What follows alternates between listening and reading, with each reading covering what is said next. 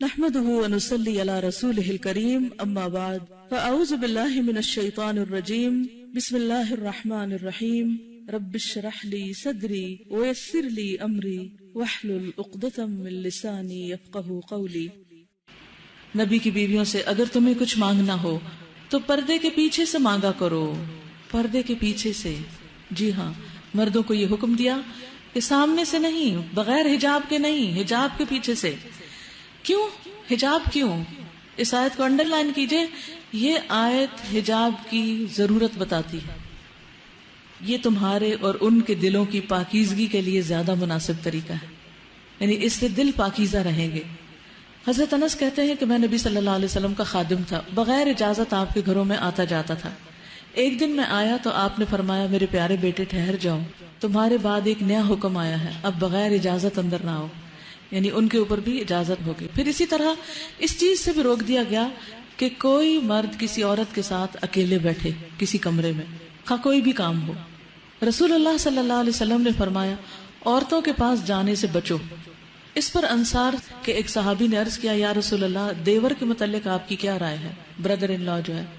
آپ نے فرمایا دیور یا سسرالی رشتہ دار تو موت ہے، یعنی یہ نہیں کہ سب گھر والے چلے جائیں اور دیور بھابھی اکیلے گھر میں رہ جائیں، یہ پسندیدہ نہیں۔ رسول اللہ صلی اللہ علیہ وسلم نے ممبر پر کھڑے ہو کر علل اعلان سب کو فرمایا کوئی آدمی آج کے دن کے بعد کسی عورت کے پاس جس کا شوہر موجود نہ ہو نہ جائے، یعنی ہسبینڈ کی ایبسنس میں کوئی مرد کسی عورت کے پاس نہ جائے۔ ہاں اگر اس کے ساتھ ایک یا دو آدمی ہو تو پھر حرج نہیں، کیونکہ بعض اوقات کام ہوتا ہے، ضرورت ہوتی ہے، بعض اوقات میڈیکل ریزنز ہوتی ہیں، بعض اوقات کورٹ کے مسائل ہوتے ہیں، یا کوئی بزنس ہوتا ہے جس میں مشورہ مشاورت کی ضرورت ہوتی ہے۔ تو ایسی صورت میں کیا حکم ہے کہ اگر ضرورت پڑے مرد کی کسی عورت سے بات کرنے کی یا اس سے کوئی کام ہو تو دو تین مرد اور بھی ساتھ ہوں، اکیلی عورت نہ ہو۔ جیسے آج کل ہمارے دفتروں کا کلچر بن گیا ہے، ایک لڑکی ایک لڑکا بیٹھ کے کام کر رہے ہیں، ہنسی مذاق چل رہا ہے، گپ شپ ہو رہی ہے، اسلامی لحاظ سے بالکل ممنوع ہے۔ آپ نے فرمایا کہ شیطان انسان کے جسم میں خون کی طرح دوڑتا ہے، تو شیطان جہاں موجود ہو وہ مرد اور عورت کا دل پاک کہاں سے رہنے دیں گے؟ تو دلوں کی پاکیزگی بھی ضروری ہے۔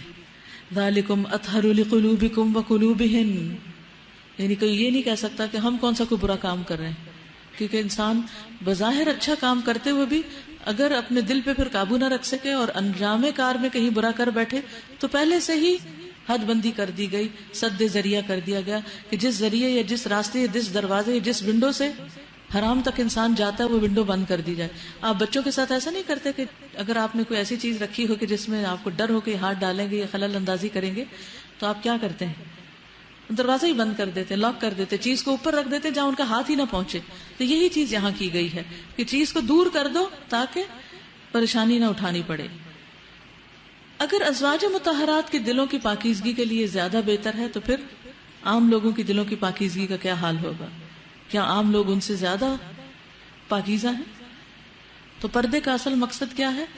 قلب و نظر کی طہارت اور عصمت و عزت کی حفاظت، کیونکہ عورت کی عزت و عصمت بہت قیمتی ہے، عورت بہت پریشیس ہے، وہ مردوں کے لیے کھلونا نہیں۔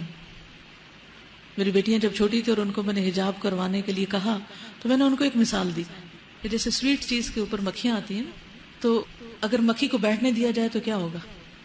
گندی ہو جائے گی، وہ چیز کھانے کے قابل نہیں رہے گی، بیکار ہو جائے گی۔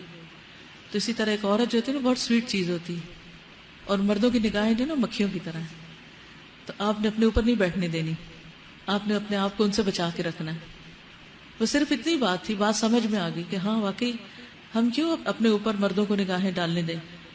تو پردہ کرنا بھی آسان اور اس کا مقصد اور طہارت جو قلب و نظر کی اور ویسے بھی عزت و آبرو اور عصمت کی حفاظت وہ بھی اس میں موجود۔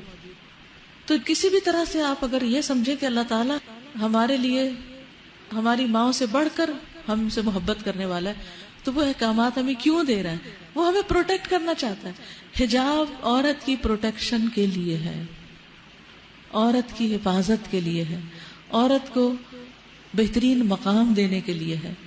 حجاب عورت کو مردوں کے ہاتھوں کھلونا بننے سے بچاتا ہے۔